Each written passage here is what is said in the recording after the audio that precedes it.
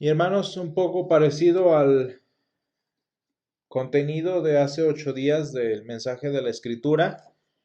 Pues bueno, la palabra de Dios nos revela al gran Dios del universo, que además de haber entrado en nuestra historia, como leíamos en la estación pasada en Navidad, que además de haberse mostrado a nosotros, como hemos estado viendo en este tiempo de Epifanía, también permanece a nuestro lado para siempre según su promesa dada a nosotros.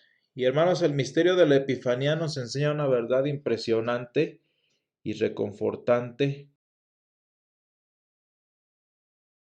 por medio del cual sabemos que nuestro Señor no solo es Dios de nuestro presente, sino también es de nuestra eternidad, por medio del Señor que nació entre nosotros y vive para siempre. Y ese es el Dios en que creemos, el Dios de nuestro ahora, el Dios en nuestro porvenir, según dice la Escritura.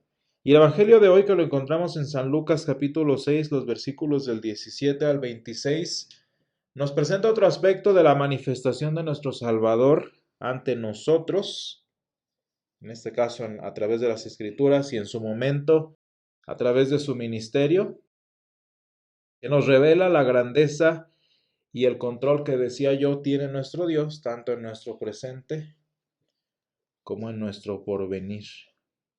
Y vean ustedes cómo nos presenta al mismo Maestro que participó en una boda, que predicó en una sinagoga, que fue rechazado por muchos, que llamó a sus seguidores como los maestros lo hacían,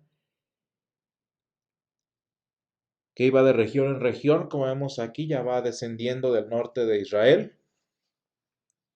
Y sin embargo también nos presenta al Dios Todopoderoso, cuya presencia, dice, tiene poder para transformar la vida del caído. Y vean qué interesante es que la gente reconocía la llegada del Dios de Israel entre ellos en sus calles. Y el Señor estaba allí para transformar la vida del caído y atender sus necesidades. Fíjense, hermanos, que la palabra dice que gente tanto de lugares cercanos como Jerusalén y Judea, como de las lejanas costas de Tiro y de Sidón, que estaban de hecho un poco más al norte, habiendo oído del Señor y de que estaba haciendo grandes señales, según se había escuchado en Galilea y según se iba escuchando más y más en la región, no escatimaron el esfuerzo para venir desde donde estuvieran ante el Señor del que habían oído. Y fíjense, hermanos, una cosa importante de este pasaje no es necesariamente el esfuerzo que la gente puso, el compromiso que pusieron para venir al Señor. Ese no es el propósito del pasaje, sino el hecho increíble que aprendemos hoy en que en ese día hubo alguien que no les quedara mal. En ese día hubo alguien quien los atendiera. Y eso es algo importante, hermanos, porque muchas veces cuánto no nos esforzamos con un propósito en mente, cuántas veces no diseñamos algo, planeamos algo con mucho esfuerzo en nuestra vida y al final de cuentas nos quedan mal, quedamos mal a nosotros mismos o las situaciones simplemente nos hacen ir por el camino que no queríamos.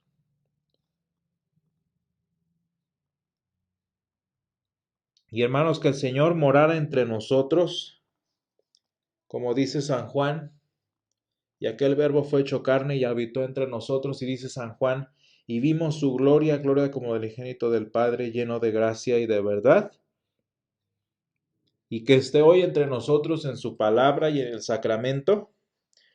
Fíjense, significa que en Él tenemos a alguien alcanzable.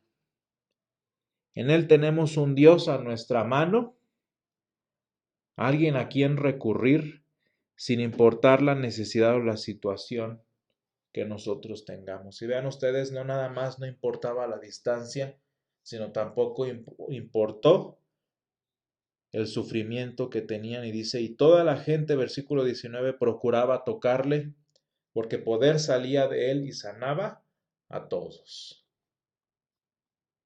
Ese es el mensaje discreto que tenemos en la Escritura, que al haber venido Jesús entre nosotros tenemos un Dios cercano, tenemos un Dios próximo a quien recurrir. Y hermanos, el favor de nuestro Dios para con nosotros ciertamente pues es más notorio a nuestros ojos cuando Él calma la aflicción, cuando Él responde afirmativamente, según estudiábamos en la escuela dominical, cuando Él responde afirmativamente a lo que estamos pidiendo, cuando tengo esta necesidad y Él la atiende, cuando tengo este padecimiento y Él responde a Él según lo que estoy pidiendo. Y ahí es muy, muy sencillo ver el favor de Dios para con nosotros. Vean las personas que venían y venían. Era bastante aparente para ellos el poder que salía de Jesús y que sanaba a todos. Y pues obviamente en este pasaje, no nada más porque nos dice el versículo, sino la misma situación nos enseña que el favor del Señor estaba dispuesto, estaba obrando, estaba transformando la vida de las personas, al grado que la gente, sin importar de dónde hubieran venido, procuraba siquiera tocarle. Sin embargo, hermanos, cuando las luchas no parecen menguar, cuando las situaciones no parecen ir tan bien como esperamos nosotros, y más que nada cuando nuestra oración no pareció ser respondida, pues me imagino que todos nosotros podemos decir lo difícil y casi imposible que nos es creer que el Señor está allí con nosotros. Es más fácil creer que Dios está con nosotros cuando nuestro concepto de que Él está con nosotros está funcionando. Y sin embargo, cuando el Señor no está funcionando, no está haciendo lo que esperamos o con lo que siempre, según nosotros, ha hecho, pues su providencia para nosotros casi siempre nos parece dudosa. Incluso tenemos el ejemplo de cuando Jesús estaba en la cruz y Jesús estaba en el momento cúspide de nuestra aflicción humana, no nada más literalmente muriendo, haciendo propiciación por nuestros pecados, sino también Él estaba allí sufriendo nuestros sufrimientos presentes y pasados. ¿Y qué decía el ladrón que estaba al lado de Él? ¿Qué decía la gente que estaba allí? Pues, ¿no que muy Dios? ¿Dónde está Dios? Y luego la gente decía, está llamando a Elías. Y la gente se burlaba y decía, pues entonces que Elías lo baje.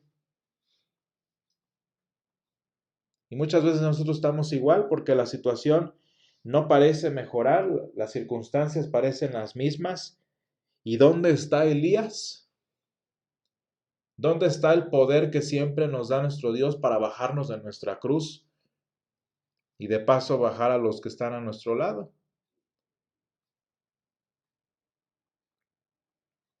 Por eso digo que es casi imposible creer que el Señor está con nosotros cuando cuando las circunstancias no lo muestran así. Pero fíjense, hermanos, que por eso el Señor Jesús dice en los versículos siguientes, en las bienaventuranzas de este libro de San Lucas, que también entonces, también en esas circunstancias en donde es cuestionable, según nosotros, la presencia del Señor, en cuando su mano no se ve tan claramente para nosotros, que su mano providente está presente a nuestro lado en todo momento. Y para que, como dice Jesús aquí en el versículo 20 y 21, para que estando en pobreza espiritual o en hambre, en necesidad o incluso en lágrimas, seamos dichosos. Fíjense cómo el Señor Jesús no nada más nos presenta el lado bonito de la vida del creyente, que es cuando el Señor sana a todos, sino también nos muestra el otro lado de la vida cristiana que tristemente por nuestro mundo, por nuestra realidad, es la inmensa mayoría de nuestras situaciones de vida. Y fíjense, hermanos, que de manera increíble y contrario a lo que nosotros pensamos, el Señor no solo no condiciona nuestra bienaventuranza, nuestra dicha, el Señor no solo no la condiciona a que todo esté bonito, a que todo esté bien, sino que ni siquiera la ubica o la relaciona como origen en el presente. Fíjense bien, ¿qué nos enseña el Señor Jesús aquí? Bienaventurados, bienaventurados, bienaventurados. El Señor Jesús nos dice que podemos ser bienaventurados a pesar de que estemos en pobreza, a pesar de que tengamos hambre, a pesar de que seamos aborrecidos, a pesar de que seamos vituperados y a pesar de que lloremos en el ahora. Fíjense bien, hermanos, el concepto de felicidad humano está enraizado y fundamentado en el ahora. Y si ahorita no estoy bien, fíjense cómo se esfuma la felicidad humana. Sin embargo, la dicha, la bienaventuranza que el Señor enseña y que nos promete, no está condicionada a la situación por la que estamos pasando. Y no nada más eso, no nada más no está condicionada a la ahorita, no nada más no está condicionada a la ahorita, sino que ni siquiera la dicha que podamos gozar, la bienaventuranza que nos pueda prometer, tampoco inicia o comienza en lo que estamos viviendo en este momento, o en lo que en este día, en este año, en este tiempo de nuestra vida, Él pueda o no darnos.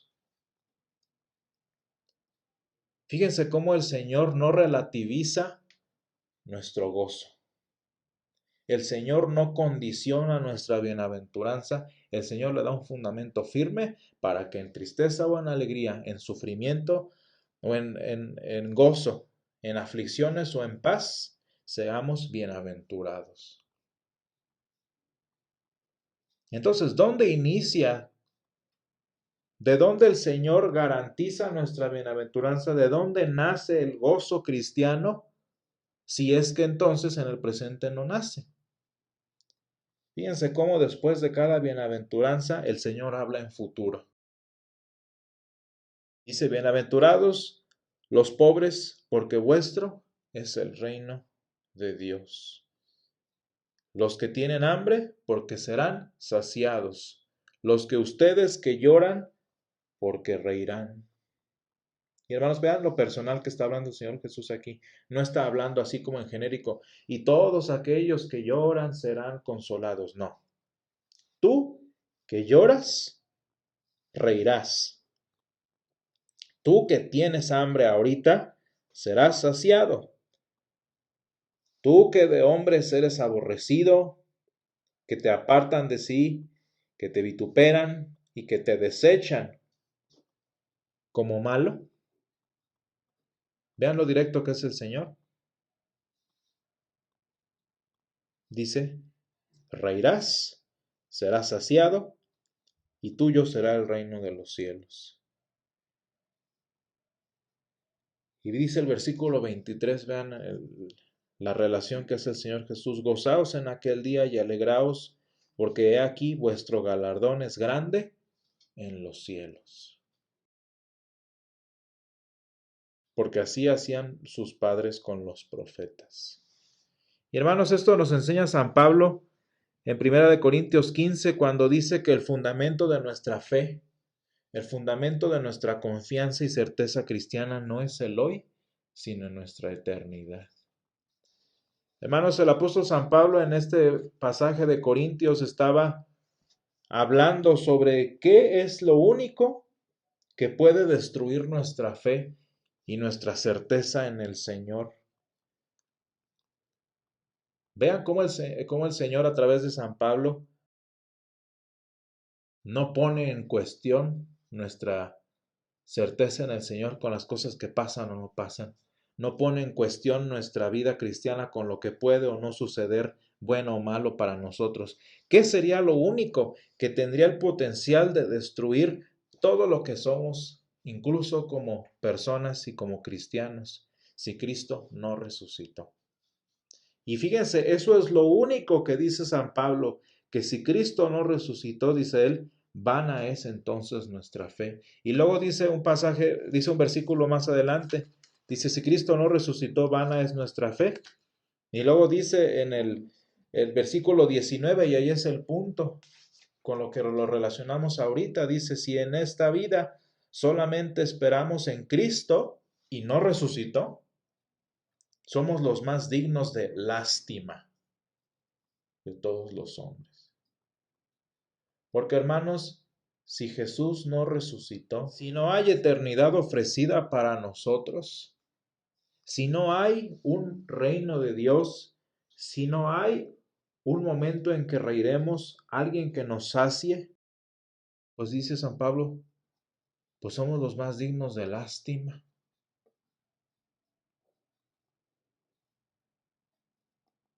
Ese es el problema. Si fuera problema. Porque dice, mas ahora Cristo ha resucitado.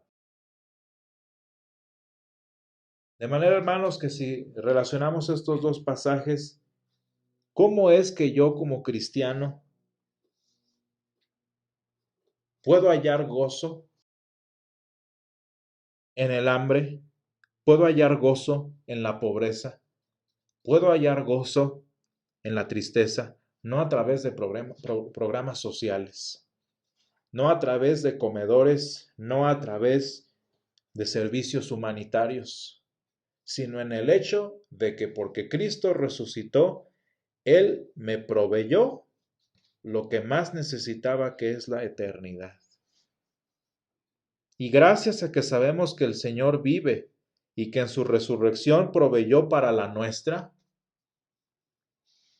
como cristianos podemos esperar en su provisión y que si tenemos hambre, pues nos puede alimentar en este momento o en el banquete que el Señor tiene preparado más adelante, que si tenemos tristezas, el Señor puede consolarnos ahorita, sabiendo que nuestro mayor consuelo viene en nuestra eternidad. Y hermanos, imagínense si el Señor nos proveyó vida eterna, si el Señor nos proveyó lo que no era previsible, ¿cuánto más no nos va a dar nuestro pan de cada día?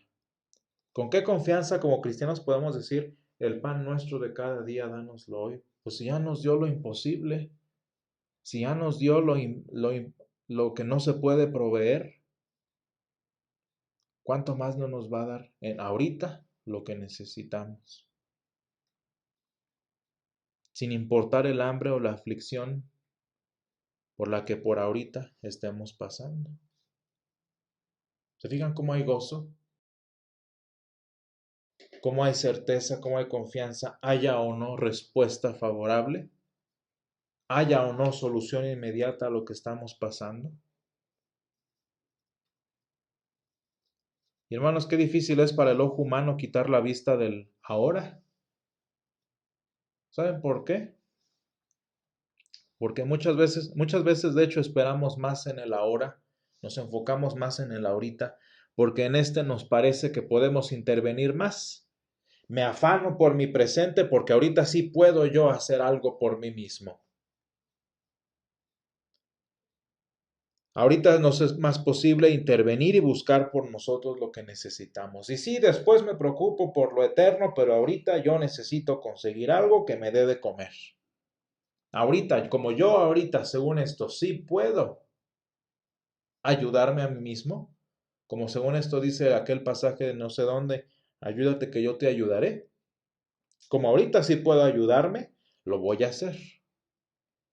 Lo más triste, hermanos, es que en Jeremías 17 dice la palabra Maldito aquel que confía en el hombre, como si lo que pudiéramos hacer ahorita pudiera sacarnos de cualquier situación. Y hermanos, decía un pastor a propósito de este tema, el cristiano o la persona en general que se enfoca en su presente, cuya confianza está en el presente, cuya certeza está en lo que sucede o no sucede ahora, tristemente, eso es lo único que va a tener.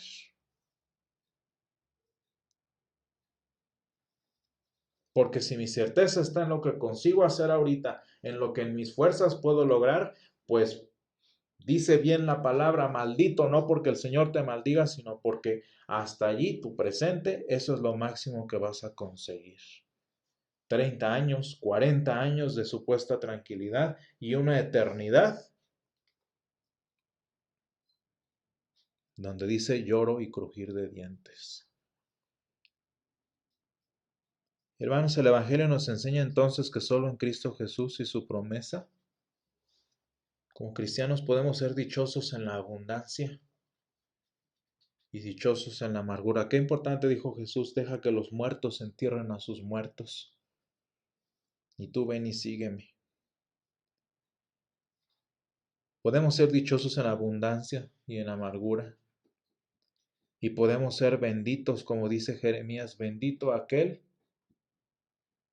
cuya confianza es el Señor. Y hermanos, lo más bonito es que sabemos que el ahora para el que el Señor sí provee, el ahora para el que el Señor sí bendice, es simplemente la antesala de la bienaventuranza que un día será provista cuando Jesucristo, primicias de los que murieron, nos levante también a nosotros para eternidad. Vamos a orar. Gracias, Señor, te damos porque tú provees todos los días para nuestra necesidad y porque, Señor, nos has dado un fundamento para nuestro gozo, que no es, Señor, el ahora, que no es el resultado presente, que no es la circunstancia que vivimos, sino la vida eterna, Señor, para la cual tú nos has llamado, la vida eterna, Señor, que tu Hijo conquistó para nosotros en su resurrección. Padre, ayúdanos a no afanarnos en el presente, ayúdanos, Señor, a no confiar en nuestras fuerzas, ayúdanos, Señor, a no descuidar lo eterno por procurar lo presente, Señor, sino que podamos descansar en ti, como el Señor de nuestra bienaventuranza, Señor, en todo momento. Señor, provee lo que necesitamos, el pan nuestro de cada día, dánoslo hoy. Y Señor, ayúdanos a descansar en esta promesa y en esta palabra, para que un día, Señor, después de gozar las bendiciones tuyas presentes, podamos gozar la bendición eterna de estar a tu lado. Todo esto te lo pedimos, Señor, en el nombre de Jesús. Amén.